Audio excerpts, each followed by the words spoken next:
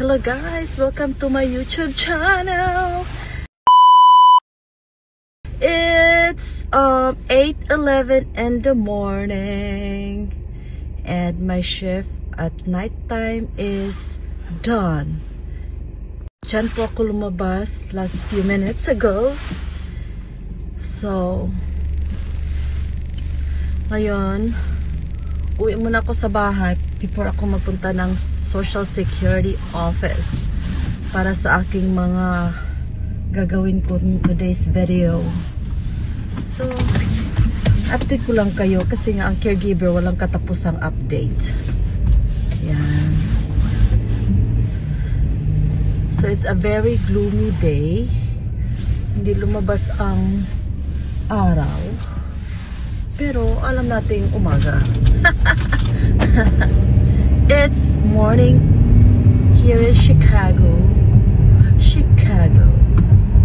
Ayan guys, pag magpa-flash ng ganyan ang bus, everybody stops. Pag hindi nagpa-flash ang school bus, then you could go ahead. Pero pag nagpa-flash yan guys, malilate ka talaga sa trabaho. Yan ang nangyayari sa akin. All the time. Yan. Mabuti na lumiko siya. Lumiko. Bisaya ka talaga, Minolby. So guys, may baon si Minolby while driving.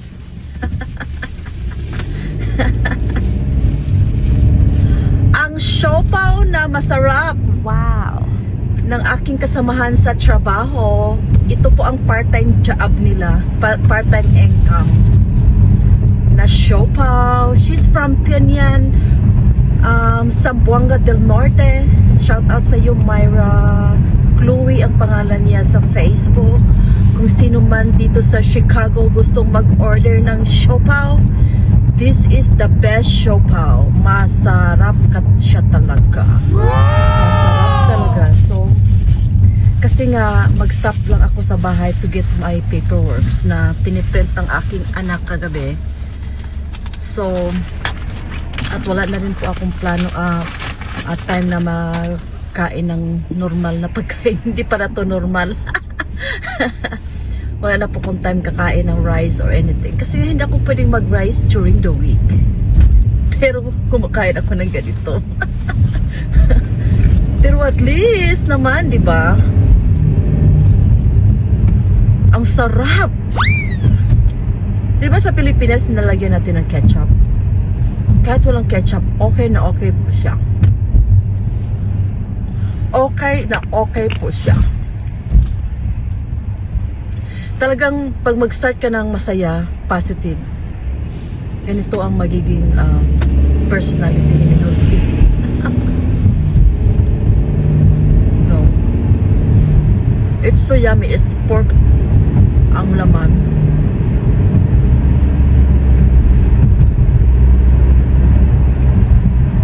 Makakatulong talaga itong siopaw pag undago ka. It's the best. Uminom na po ako kanina ng Slimming K ni Madam Kelly's. So, meron akong kape dito. But it's a dark chocolate coffee. Nandito po sa akin. Lagyan na ng coffee. So,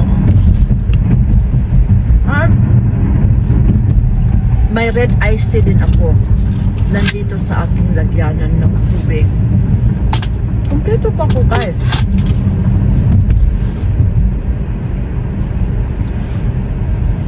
Kung gusto niyo ng toothpick, meron po ako guys sa bag ko.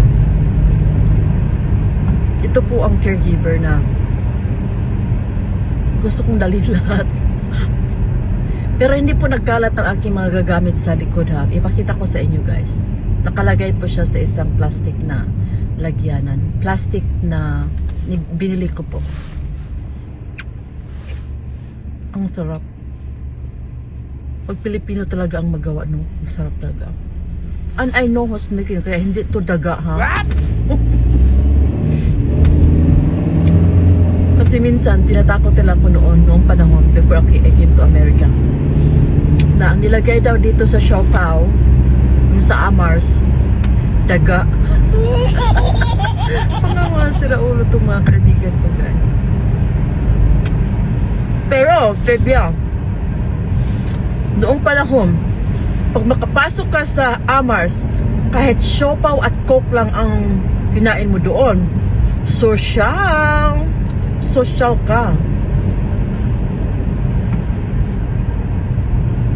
Grabe talaga nung panahon. Amars, kasi Amars ang sikat noon. Ba't kaya sila nag-close, no?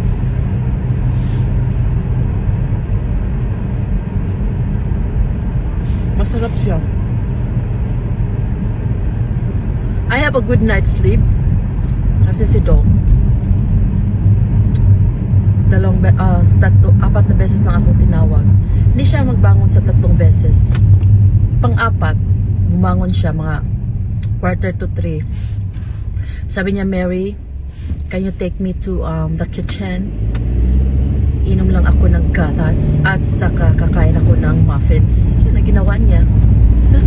At nagising din ang asawa niya, kaya sabay silang dalawa doon.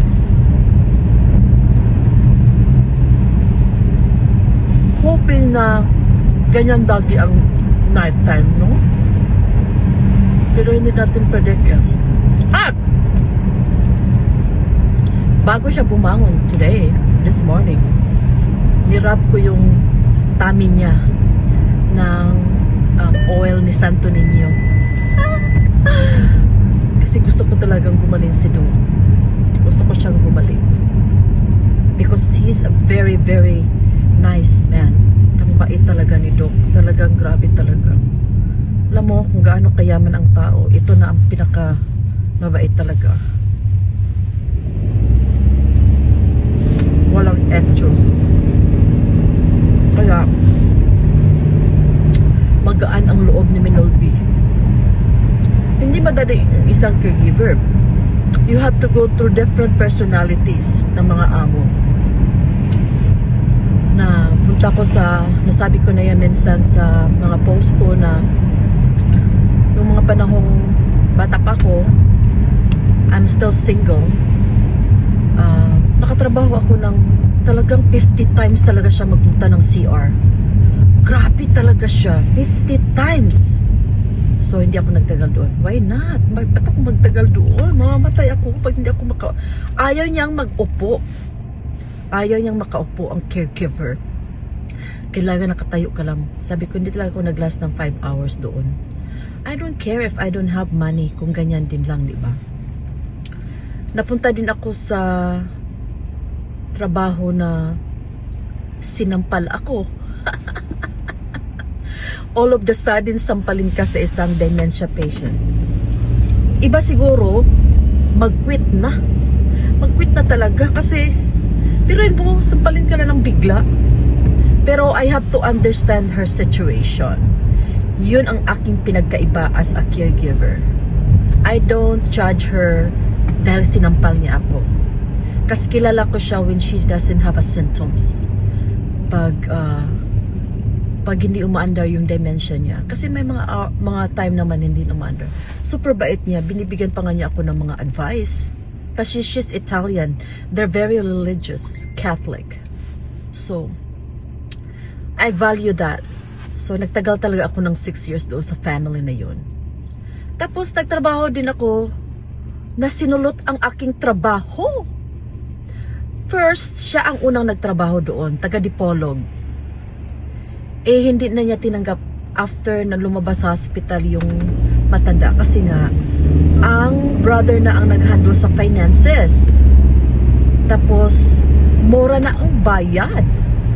Hindi niya kaya ang binigay na rate ng kapatid na lalaki. Ako naman, as long as na hindi toxic ang trabaho, tinatanggap ko, no? But because I trust, madali akong mag-trust eh. Kaya madali akong maloko.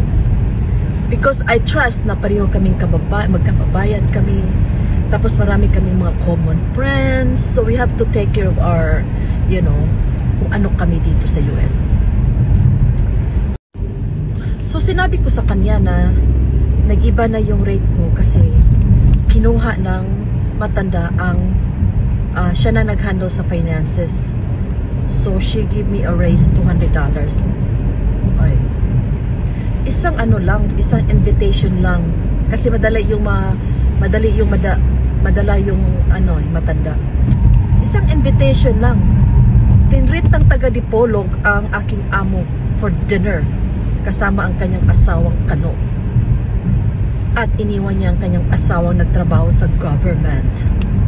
Ambisyosa kasi yun siya. Nang makita ko siya sa Dipolog, ako yun siyang kuanon. So, isang dinner lang. So, the next day, parang relax na ako. May nag-doorbell early in the morning.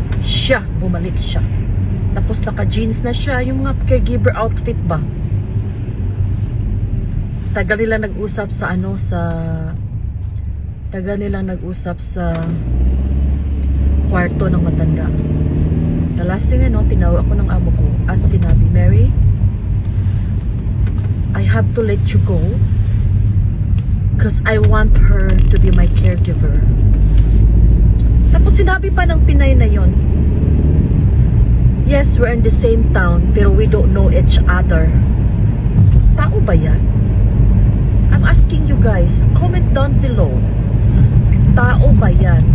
Kung naabutan nyo tong post na to, kung matapos nyo ang post na to, comment down below.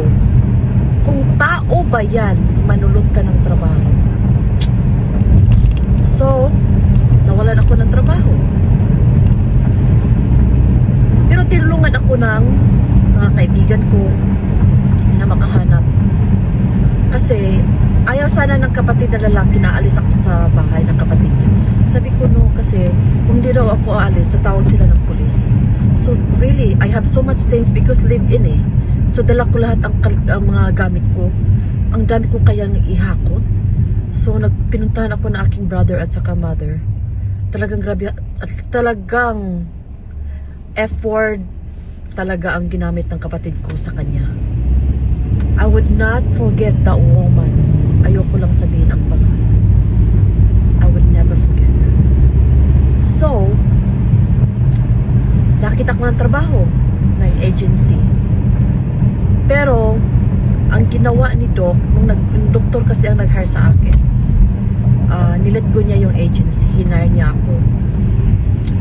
So, at that time, girlfriend niya yung matanda. So, siya ang nag-handle sa mga finances. Kumpante ako kasi si Doc ang nag-hire, so I would not lose the job. No way. So, ang nangyayari,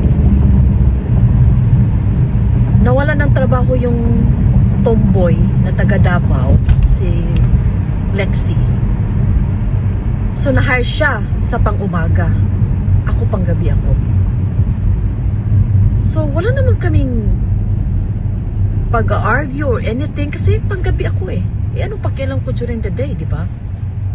Alam niyo guys, nagbakasyon ako ng Pilipinas. Sinabi pa niya sa anak na nagpunta daw ako ng Europe. So what? Hindi naman ako binayaran ng anak para magbakasyon doon. Pera ko yun. Nag-day off ako. May ibang caregiver ako nilagay, di ba? I have the right to go on vacation. So, dami niyang sinabi doon sa anak na hindi ko alam. Pero na-mention kasi yung Europe. Sabi ko, so what kung nagpunta ako ng Europe? You don't pay me? Sabi ko sa anak. And I'll make sure na before ako umalis, talagang nilagyan ko ng caregiver. And then, nung nag-uwi ako ng Pilipinas, yun na. Yun ang nangyayari. Kasi, nung bumalik ako, nagpunta ako sa kaibigan ko sa Louisiana kasi nagbisita ko sa kanya. Since na hindi pa ako babalik agad sa trabaho. So, nagpunta ako kasi nga meron akong, ang anak ko nagtrabaho sa airline, so magkaroon ako ng free flight. So, nagpunta ako ng Louisiana. Pero nagpunta pa rin kami ng anak. Parang back and forth yung desisyon ng anak. Kasi alam niya ako magtrabaho ako eh. Is, yung si Lexi, lagi nakikita ni Doc na natutulog sa couch. Ako hindi. Never niya ako nakita na, ay, matutulog ako. Pero lagi akong you know, chine-check yung matanda. Every 2 hours. Ganyan po ako ka-dedicated sa trabaho. Oh my God. Sabi pa niya sa anak, kasi ang anak na nang handle sa finances ginib up na ni Doc. Di din alam ni Doc na mawalan ako ng trabaho. Because you know, he knows how I work. So, sinabi ng anak, una is, she said, "Oh Mary, I don't think you can work anymore here because Lexi can't, you know, hindi na kami magkasundo ni Lexi." Sabi ko, paano hindi magkasundo? I'm working during the night and she stays. Anong problema? Ginagawa ko yung trabaho ko sa nights. Wala akong iniwang trabaho sa days. You know? Wala akong iniwan na kailangan gawin niya during the day. Everything is taken care of. Kung anong dapat kong gawin. Hindi daw gusto ni Lexi na ako ang maging partner. Sabi ko, so, susulutin niya ang trabaho ko. Then, okay Mary, I'll call you back, sabi ng anak. Okay. So, tumawag siya, "Oh Mary, now you can start. See you in a few days." Excited ako. Tumawag na naman siya mga half an hour later. "Mary, I just have to let you go. Kasi ayoko naman na hindi kayo both happy." Ganon.